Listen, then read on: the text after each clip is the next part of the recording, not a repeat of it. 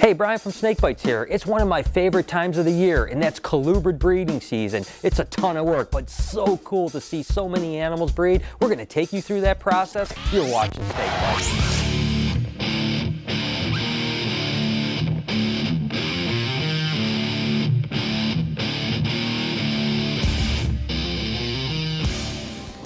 Well, colubrid breeding season is upon us, and I tell you what, it's a crazy time of the year. Things happen so much quicker than they do with ball pythons or boa constrictors, because really, the colubrids lay eggs about 8 to 10 weeks out of hibernation, which means that it's a really condensed period of time, considering boas and pythons can take 6 to 8 months to actually have babies or lay eggs, so you have to be really diligent about doing it. Now, I want to take you through the process of exactly how we do our colubrid breeding step by step.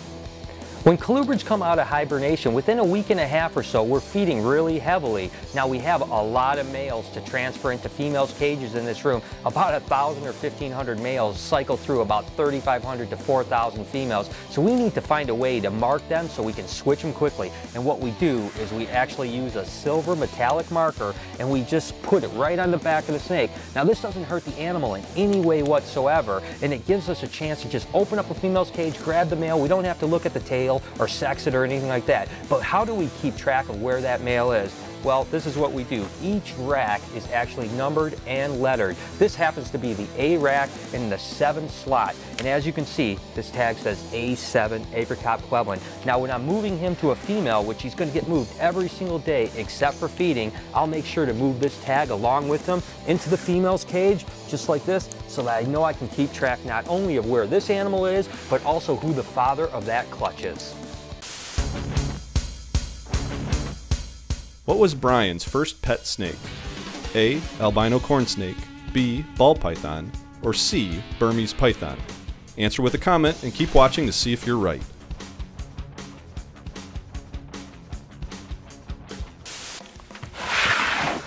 When breeding male colubrids, the optimum ratio is no more than 5 females per male. We actually prefer to keep it to about 3 females because, again, we have a lot of animals and it's really imperative to get those males in with females at the right time because, again, I told you, it's only 8 to 10 weeks of breeding before you actually get eggs. So it's really important to have that male in at least a couple times a week to make sure that female gets bred. Now, something like this albino Nelson's milk snake, the females are going to lay anywhere from 8 to 10 eggs, but they do double clutch. Other animals have much larger eggs. Let's take a look at a few projects that are pretty cool. These albino goini are just really cool animals. They're nothing too high-end by any means, but they're just got a really cool personality. They come from the Apalachicola County area of Florida, and some people actually believe they're a naturally occurring hybrid of a Florida king and a chain king. Of course, the albino added in. Now, these guys are really cool because they can lay up to 20 eggs in a clutch. And again, they're gonna double clutch, so that could be up to 40 eggs in 1 year. Honduran milk snakes have always had a soft spot in my heart because of the early success I had with some of the cool mutations like the albino and the anearthristic. They really helped build my collection to what it is today. These snow Hondurans happen to be one of my favorite of the Honduran mutations. It's just really cool, that pink and white. I don't know, it's just nothing like you would imagine for a Honduran milk snake. The thing that's nice about these guys too is that they get really large. They can get up to 6 foot long and they'll have up to 12 to 14 eggs. Again, double clutching. And what's really cool also is the fact that when babies hatch out, they eat fuzzy mice right out of the egg. They're just nice, big, beefy babies. Albino gray rats are actually a project I've just been working with for the last couple years. There certainly aren't that many of them out there in private collections. I've always been fond of gray rats, but as soon as the albinos came out, I had to get into them. They're really a high production animal. They can have 24 to 26 eggs, no problem, and again, double clutch. Most double clutches are a little less than first clutches, but what's interesting with gray rats is that usually the second clutch is the same size and sometimes even bigger, so they're just little egg production machines. I absolutely love scaleless Texas rat snakes. Now there's a lot of people that think scaleless snakes aren't a good thing to have, but really they're just a mutation, just like any other mutation in captivity. They do absolutely fantastic. I'm even thinking about doing an entire show just on scaleless snakes, but you can see for whatever reason when you remove the scale, a relatively drab animal like a Texas rat just extremely pops. I mean, the oranges and reds that come out of these guys are amazing. These guys will have about 10 to 12 eggs. Again, they'll double clutch just like most of the other colubrids. I tell you what, I absolutely love the scaleless stuff.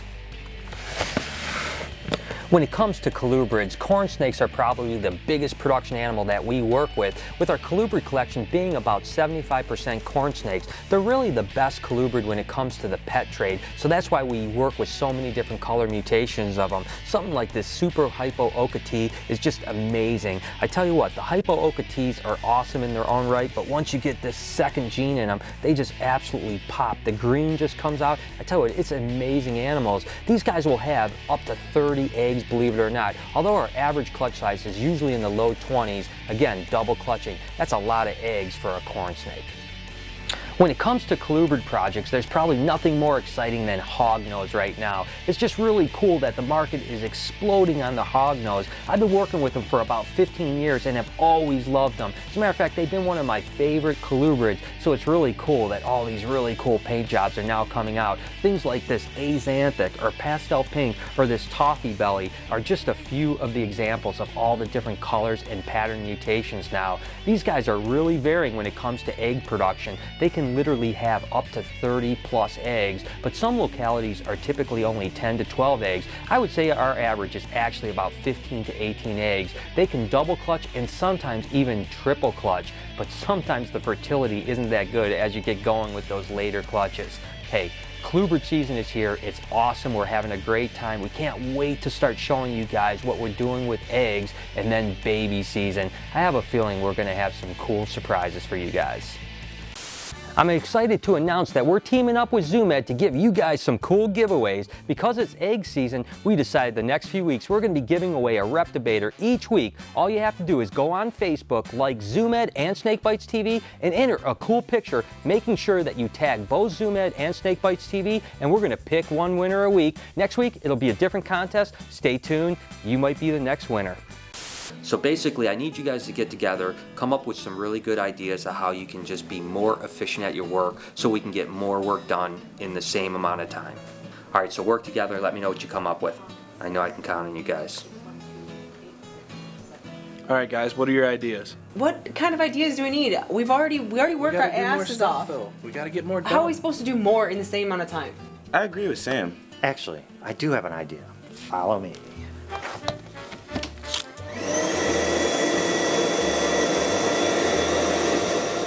Hop in, guys.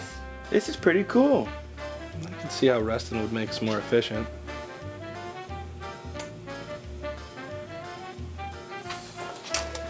Oh, I'm well rested. Let's get back to work. Sam, Alright, yeah, let's get back. after you. I got an idea. I gotta go find Nick. I'm going to work too. You around with Nick. We're going to work. So do you think Brian's gonna have a problem with us working naked? Why would he? He just said work more efficiently. I mean, he's gonna see the logic in this. It just makes sense. True, true. All right, well, let's get to it. All right, let's do Here's this. our spot cleaning. All right.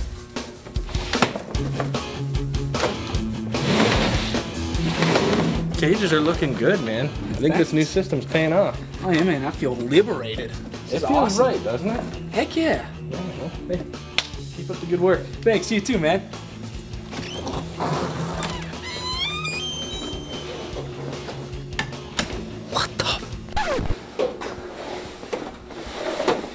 What the f are you guys doing?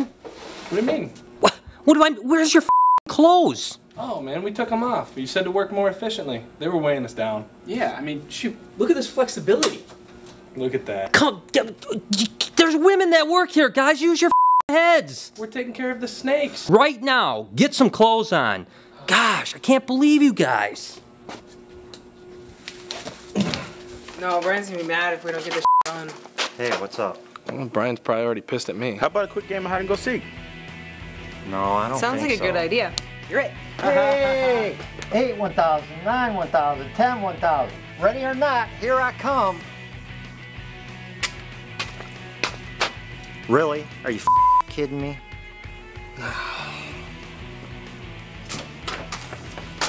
Think she's in here?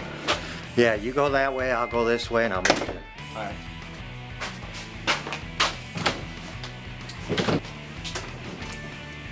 You find her? You smell that? No. Patchouli oil. I got her. I'm on her trail.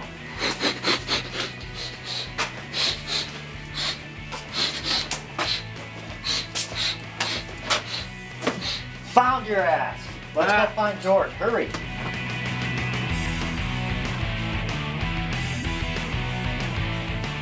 Where is he?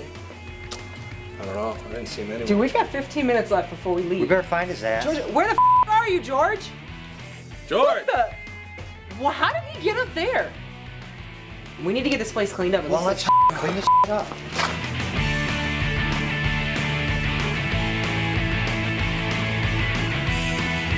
What a long, hard day. Oh, tired. Wow, place really looks good. I guess they really did work harder. Nice. Working in this industry, we get a lot of people who are just afraid of snakes. It's one of the greatest fears out there, and a lot of people are afraid of them.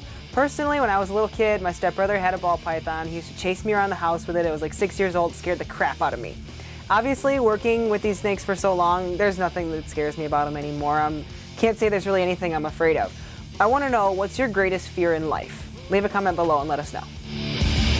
So there it is. I hope you guys enjoyed the show. It's a really crazy time of the year, but it's going to be really exciting to start getting eggs soon, and you know there's going to be some cool hatchling baby shows in the near future. If you want to follow some of our escapades with our breeding season, make sure to hit us up on Facebook and Twitter at SnakeBytesTV. Until next time, this has been Snake Bites.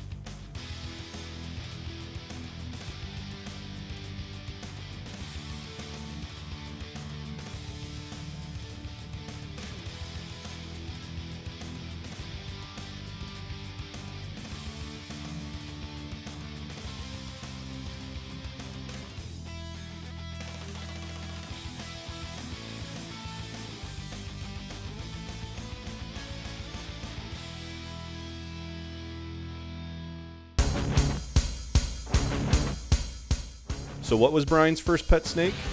It was C, a Burmese python. If you got it right, congratulations. If not, maybe you should go watch some more episodes.